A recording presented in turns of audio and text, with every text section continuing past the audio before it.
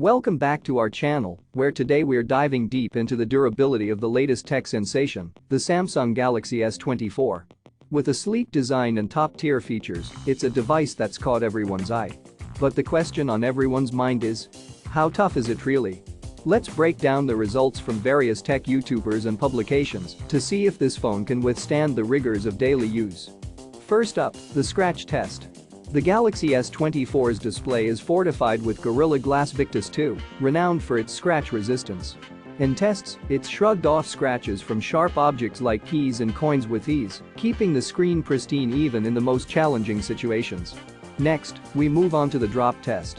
The outcomes here have been a mixed bag, depending on the height and angle of the drop. Some phones have emerged unscathed after multiple drops from 6 feet onto concrete, while others have not been so lucky, suffering cracked screens or damaged backs. It's a reminder that, despite impressive durability, the laws of physics still apply. And remember, even if the phone looks fine on the outside, internal components could still suffer from unseen damage, potentially affecting performance or lifespan. The bend test offers some reassurance for those concerned about the phone's structural integrity. The Galaxy S24's metal frame has shown remarkable resilience, standing up to significant force without bending or breaking in most cases. However, extremes of force did lead to some bending, suggesting that while it's tough, it's not indestructible. Lastly, the water resistance test confirms the Galaxy S24's IP68 rating, allowing it to withstand submersion in up to 1.5 meters of water for as long as 30 minutes.